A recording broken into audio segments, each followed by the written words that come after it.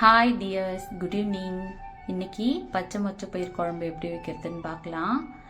அதுக்கு பச்சை மொச்சையை வாங்கி நைட்டே உரித்து தண்ணியில் ஊற வச்சுருங்க. காலையில் எழுந்து தோல் நீக்கிடுங்க.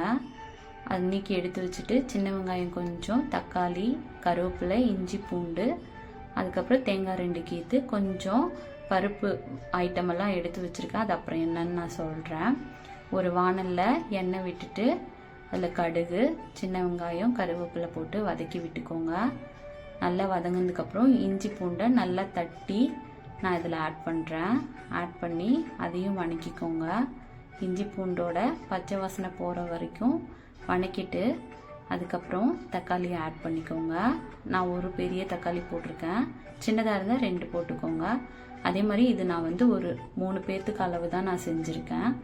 அதுக்கு தகுந்த மாதிரி நீங்கள் மெஷர் பண்ணி போட்டுக்கோங்க உங்களுக்கு ஏற்ற மாதிரி.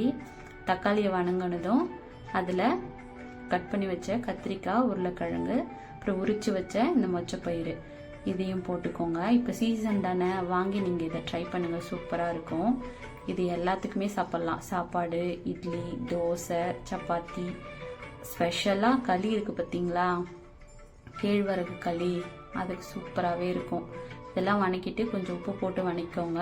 அப்புறம் மஞ்சத்தூள் நான் 1 டீஸ்பூன் மிளகாய் பொடி போட்டிருக்கேன்.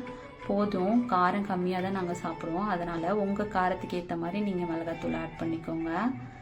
இது தண்ணி நான் 1 டம்ளர் ஊற்றி வச்சுருக்கேன். இந்த டைமில் நான் சொன்னல பருப்பு ஐட்டமு, அது கொஞ்சம் உளுந்து, கொஞ்சம் கடலைப்பருப்பு, அதுக்கப்புறம் ஜீரகம், கொத்தமல்லி, 1 வரமிளகா, அதுக்கப்புறம் பெருஞ்சீரகம், இதெல்லாம் ட்ரை ரோஸ்ட் பண்ணிவிட்டு தேங்காவையும் ட்ரை ரோஸ்ட் பண்ணி ஒரு பல்ஸ் மோட் வந்ததும் கொஞ்சமாக பொட்டுக்கடலை போட்டுக்கோங்க.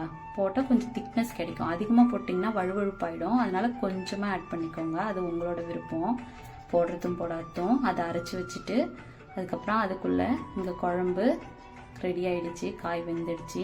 இந்த ஸ்டேஜில் இந்த அரைச்சி வச்ச பேஸ்ட்டை ஆட் பண்ணிக்கோங்க. கிண்டி விட்டுட்டு எந்த அளவுக்கு உங்களுக்கு தண்ணி வேணுமோ அந்த அளவுக்கு ஆட் பண்ணி நல்லா கொதிக்க விட்டுருங்க.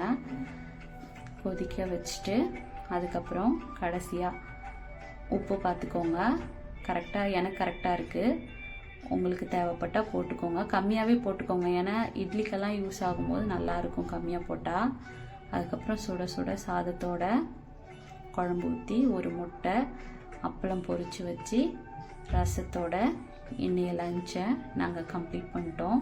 சூப்பராக இருந்துச்சு. நீங்களும் ட்ரை பண்ணி பாருங்கள். பாய்.